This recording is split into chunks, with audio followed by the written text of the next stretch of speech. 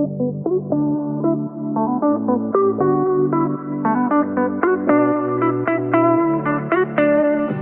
listening to the Reality of It All podcast, candid conversations about today's hot topics.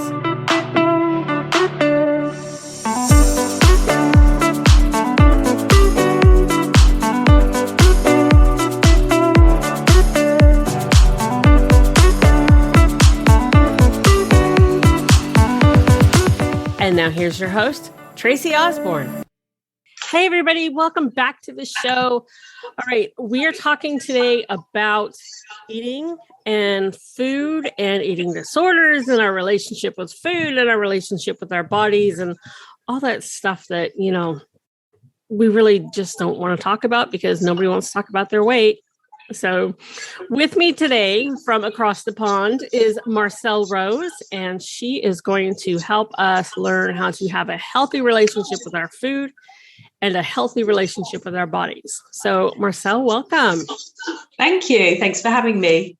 I am excited to have you. This is a topic that I can talk about forever because I have battled weight and eating disorders forever. I have been a compulsive overeater or binge eater since I was 5. And that was my earliest memory. My earliest memory of sneaking food was when I was 5. My grandma used to have those cookie tins, the actual tin, that you would put your cookies in. And I got really good at getting in and out of that sucker without making a sound. So this is definitely a topic that's near and dear to my heart. And I want to start with, what really causes us to have such an unhealthy relationship with food? So many things, Tracy. I mean, there are lots of similarities I find with the people that I work with that very much stems, as you said, from childhood. Very often, not always, but very often, it's around the sort of food stories that have gone on, and parents or caregivers, particularly with the mothers. Not sort of when I talk to people around this, it's not about sort of blaming the mum. Or very often, the grandmother had the same sort of relationship with food and same mindset around dieting and food, and that was then passed down to the mum, and then and we're sort of still going through with this current generation. So it's very much around how very often how the mum is speaking, about herself or to her child, or but also, I mean, I've noticed I hear a lot about, even in the medical profession, where people are spoken to from a young age. They've gone to see the doctor and they're told that they're too big and they need to lose weight. And that stays with them and it's internalized. All sorts of really, really sort of heart, breaking stories about how such a young age, like yourself, that that people have really struggled throughout their life and still in their 50s and 60s and onwards.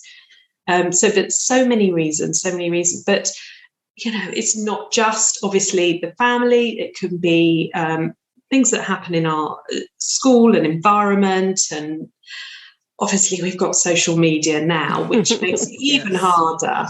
So, there are so many things that feed into this, but very often it starts with what we've been sort of taught about food and about eating, what environment we were eating in. For some people, they didn't have enough food. So that can often lead to, as a child, thinking, right, I just want to be able to eat what I can and eat, because I had food insecurities when I was young. Whereas other people, they were just restricted because they were told it's not healthy, or they were overweight, or, very many different stories that I find. That is so true. I know for me, with a lot of the work that I've done, I figured out that my food attachment started at such a young age because that was right after my parents got divorced. And I ended up having to go live with my grandmother because my mom just couldn't do it as a single parent. And so I had serious abandonment issues. Yeah. And food won't abandon you. No. So exactly. that was one of the biggest causes for my issues. The other thing is I'm Italian. We grow up with food. Lots of food. We like food, and everything is centered around family gatherings and the dinner table, and it's all food. So, that I think also kind of tends to play a part in it for some people is cultural. Yes. Oh, yeah, absolutely. And there's something really wonderful about the fact that in that culture that you do celebrate eating and food, but at the same time, I suppose, if there's other things that fed into it, and very often, as you say, just learning to use food as your only coping mechanism for things is, when it becomes really difficult. Indeed, yeah. And, I think as society and media, like you mentioned, we do tend to put pressure on our girls at such a young age. I mean, you hear of preteen, not even preteens, but 7, 8, 9, 10-year-olds with anorexia. These kids shouldn't even be thinking about that kind of thing, let alone starving themselves, and yet it is becoming more and more prevalent, I think. Yeah, especially now with the advent of social media. Absolutely. It is really heartbreaking to see that the way that young children, because it's not just girls as well, obviously there's a growing element of boys, but obviously the girls, that that they at that such a young age that they feel that they have to be a certain shape and weight and size is really devastating, that they are so heavily influenced, and all these filters that we now have in social media. It's so angry about these filters that everything that they are given in terms of this the way the technology is going, they're being taught that they have to change their appearance the whole time, and it's it's really damaging. I think I just see it coming through. I only work with over 18s, but I hear a lot. I get people still kind of phoning me up and for help, and that I refer on, but that I young children, mothers of young children, who are really struggling with this. Yeah. I have 4 girls, and I've been fortunate. I never really had to deal with eating issues with them. Yes, my 2 older girls are larger. They are overweight. But a lot of that came about in their late teens. And I think a lot of that was just eating habits, not necessarily, overeating and taking on my habits, I hope. My younger 2, they have the metabolism that most of us would kill for, and can eat whatever they want and never gain a pound, which also poses problems as well. So it's one of those things of always wanting what you can't have. No, definitely. But like you were saying, though, is we have all these filters and the diet industry and the beauty industry are billion-dollar industries because they prey on our self-esteem. Absolutely. Yeah. It's just, we're bombarded with it, aren't we? Especially at this time of year. And it's so triggering for people who are trying to not, even people who I know that when I've been working with them and we work quite hard and they're trying to move away from that diet mindset, and you just can't get away from it. And we're basically being taught that we have to listen to what other people are telling us we should be eating, that is the right amount, that we, the right kind of food. And we're learning to completely disconnect with our bodies and trust in ourselves of what we should be eating. And it's just makes it so difficult, not just for people who have eating disorders. There are many people, or, I see on the spectrum of kind of disordered eaters. On one end, you've got, if you can call them normal eaters, and then you've got so many people who really still struggle, not necessarily with a diagnosed eating disorder as well. So it is so harmful. Something I feel really passionately about, that, just got to keep get the message out there that there is another way to live your life. There is, absolutely. And I haven't found it yet. I'm guilty. I am one of those yo-yo dieters. I've done them all. I'm sitting here looking at a bottle of Phentermine right here that I take, which I don't know why I bother taking, because it just makes me hungrier. And I think all I want is to just be able to eat whatever I feel like eating, not feel guilty, and be able to be a healthy weight. And it's so hard. It's so really hard. Tough. Something that should be so freaking simple is so hard. Yeah. And I think for many people that don't get it, perhaps genetically, they sort of live in a smaller body, and they've never had to worry, as you said, like your children, 2 of them, fast metabolism, don't have to think about it. Hopefully your other 2 don't have to think about it either. But really. It's for the people that don't have to think about it, they don't really understand how hard it is. It's not a matter of just eating less and moving more and moving on from it. It's so deeply ingrained, and there's so many different things that feed into that, and very much around those sort of deep-rooted beliefs and thoughts that come up the whole time around, not just around the food you're eating, around the weight, but about, as you said, it affects self-esteem in such a big way. So it has such a huge impact. And then that leads to that whole, that sort of negative thinking is, I failed at the diet, leads to, I'm not a good person, I'm a bad person, I hate myself, often leading to that sort of cycle of then self-sabotage again, or I've blown it, so I might as well just carry on. So that very much, and it impacts, as you probably would say, how it impacts your life in so many ways. But many people I speak to, they say that I don't know if it's the same for you, but it really, basically, the headspace is completely taken up with this stuff, and just there's no room for anything else, really. Absolutely. It's an obsessive thing. I view food as the enemy. For me, food is the enemy. So it makes it so tough, because there's times where I go to it and I will just, stuff my face because I need the comfort. And then there's times that I look at it and I'm like, you're the enemy. I don't want to put anything in my mouth.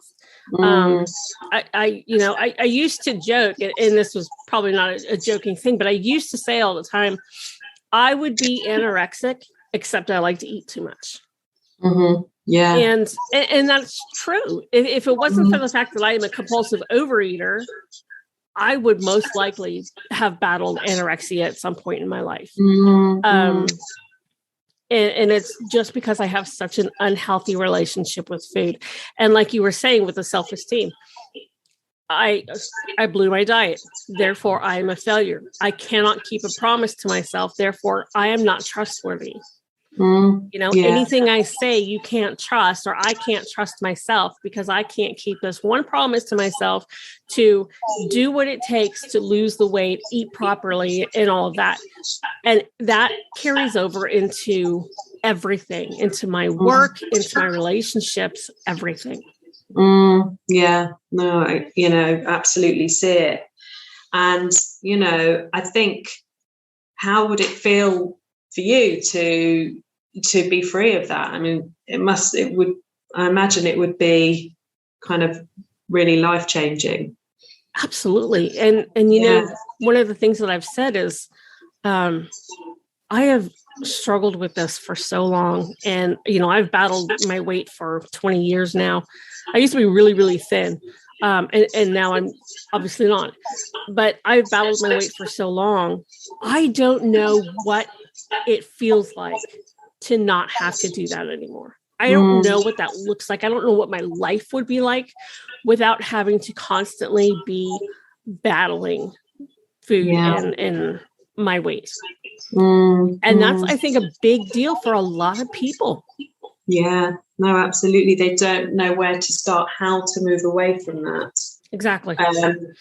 You know, and that's why I sort of want to guide them to intuitive eating, but there's I find there's quite a bit of work to do before that, so that they feel secure in taking that step away from the dieting. Otherwise, it can feel very much like stepping off, you know, the side of a cliff, because you're like, that's been the only thing that's been there to try and control. And it's that feeling of loss of control, I think, that's very scary. It is. But yet you can't control it. Yeah. Yeah, exactly. But it's, the sort of trying to control is around the losing control. But I mean, what I say to many people when I'm starting to work with them, or if they approach me for help around it, is that you almost need to take that, to put that desire, that need, the requirement for controlling your weight to one side. As much as I understand that it means so much to people, you almost have to put that to one side and work on the behaviours before trying to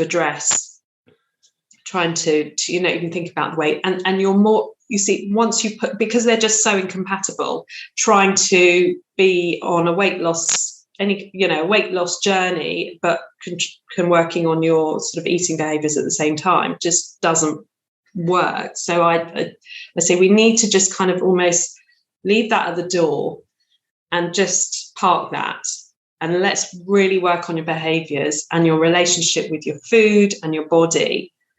And actually people find things so different once they've done that, because they're much more likely to want to, when they learn to sort of accept their body. I'm not saying, have to go to body love. It's very hard to get to that, I think. I think it's more about the neutrality, getting to the acceptance and respecting. And then once you've got that respect, you're much more likely to engage in behaviours of self-care and eating well and moving well, because you want to do that rather than sort of hating yourself into doing it. So I think that's an important place to start with that. Really, that makes sense. That makes a lot of sense, to work on the deeper underlying issues as opposed to, and I'm one of those. For me personally, I want to do it all at the same time, and I want instant gratification. I'm one of those. I had a salad. Why am I not a size 5 now? Why have I not lost 20 pounds after this salad? Well, because you dumped a half a bottle of salad dressing on it. But, and instant gratification is a hard one that I think a lot of us struggle with too. Absolutely. I get that, and there's a lot of wobbles in the first few weeks for people. Some people really do think, what am I doing here? And I'm like, got to trust in the process. Just trust me, trust in the process, and actually, but then you do see people like, wow, I've forgotten what it feels like to know what my hunger cues feel like. I've forgotten what it feels like to know that I feel satiated. I didn't realize that I was, for some people, they say, I didn't realize that I've been hungry literally my whole life because I've been restricting. but then, sometimes leading to binges at the end of the day. And, so it just takes that bit of time where at first you've just got to trust that process. And then once you start noticing how things feel, and it's like, I feel good. I felt good after that. I enjoyed my food.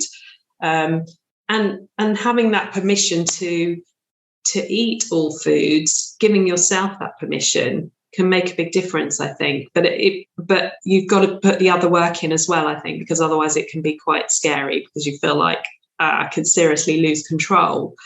For some people, especially, people with binge eating disorder. So, there's so many different things that go into it, but it can be achieved. So talk to us a little bit about intuitive eating and what that really means, what that looks like. Yeah. So, my interpretation of that is that you really want to start listening to your body and connecting with your body. And that really means maybe starting, I mentioned appetite cues. First of all, when we're born, we are all born with these, our body's signals and cues that tell us when we're hungry and when we feel full or satiated.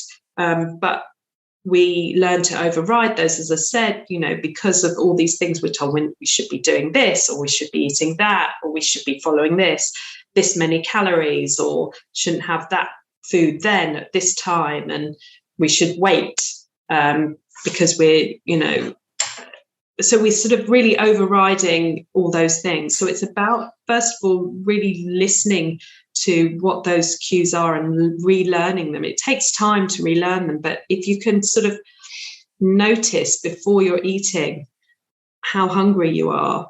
I like to use a scale, like a hunger scale, I think, and where you've got the sort of nuances of hunger all the way through to feeling full or overfull, at the other end. So really noticing, where am I on that scale? Am I really hungry? If I'm not hungry, what is it that I'm really needing instead? Because it's a signal. Often a craving is a signal to tell us something, and it's not a weakness. We shouldn't think of it as a weakness and a bad thing. It's just, okay, our body is telling us something here. Now, if you are really hungry, then, it's time to eat. But what are those signals? For people, different people notice different types of, not symptoms, but signs in the body where they feel hunger. But for many people, I don't know if you feel the same, but many people don't know anymore what those signals are, or when they're starting to get full. Yeah. So it's really after you've finished, or when you've finished, or before you've finished eating, even just starting to notice, am I getting to the end, or am I getting to that sort of satiety point that feels really nice and complete and comfortable? Or have I gone beyond that and getting overfull and not comfortable? And also just learning to think about what kind of food I really want to. I feel like, is it sort of, do I feel like warming food, cold food, crunchy food, smooth food? What kind of food am I actually really feeling like at the moment? And really bringing in the mindful eating as well. So sort of eating slowly and really noticing the flavors and the food and enjoyment of the food. Because I know that for many people who binge, it becomes quite trance-like. I don't know if that's the same for you, but it's like you don't get any enjoyment from the food because you don't even often notice that you're doing it. You don't even taste it. Yeah. So it's kind of like, but once you say, okay, I'm going to give myself that permission to eat this food, and I'm going to actually have it with intent. So, sit down, put it on a plate, enjoy that, enjoy the taste of it, enjoy the moment, eat it slowly, then you're far less likely for it to turn into a binge, because you've actually had the pleasure and you've sort of had the dopamine hit from it, rather than it just kind of not really feeling like it's hitting the sides at all. Right. Absolutely. Awesome. This is, I could talk about this topic forever. And I'm sure you could too. Yeah. You have an ebook out there. You want to tell us about the ebook? Yes. So I have, it's called What the Diet Industry Doesn't Want You to Know. And it's 10 diet and weight loss myths exposed, basically, because I really want people, I write lots of blogs, weekly blogs, but I wanted to pull everything together, bring all the research in, so that people can really keep looking at this stuff, because especially at the moment when we're being completely bombarded left, right and centre with diet culture stuff, I wanted people to have something so they can look down and look at these things and sort of start to break it down and start to think in a different way. So it includes lots of different myths around diets and BMI and sort of health, equating to low BMI necessarily, not necessarily true for everybody. Also, just, it covers kind of everything, hopefully. I wanted to just make something comprehensive, right, but easy to sort of take in, so it doesn't feel like you're reading a lengthy book. I hear you. Well, listeners, I will have all of that information in the show notes, the link to the ebook and everything. If you just go to therealityofitall.com and pull up Marcelle's episode, all the information will be there for you. The link to her website and all her social media. And you have a Facebook group too, right? Yeah, that's right. I've got a Facebook group called the Food Freedom Collective, which is basically a free Facebook group supporting women to really help them build a happy relationship with food and their body. So for people struggling with binge eating or restrictive eaters or yo-yo dieters, it's really a sort of safe space that I really want for people to have that messaging, and they feel like they're being supported in there. That's so important. Yeah, it's so important to have that safe space, because there's just too many places out there where you say something, you ask a question, and it's just an innocent question, and you just get hammered for it. So yeah, I love that it's a safe space. So I will definitely have that link in the show notes as well, everybody. So Marcelle, thank you so much for joining me today and talking with me about this. Thank you. Definitely got me thinking. I've already got the page pull up. So as soon as we're done, I'm going to go download my book. Brilliant. That's great. Well, thanks for having me on. Oh, it's been a pleasure. Absolute pleasure. Listeners, as always, thank you for tuning in, and we'll talk to you in the next show. That's it for today's show. Thanks for listening. Be sure you subscribe to us on your favorite podcast platform. Don't forget to follow us on Facebook, Twitter, Pinterest, Instagram, and TikTok.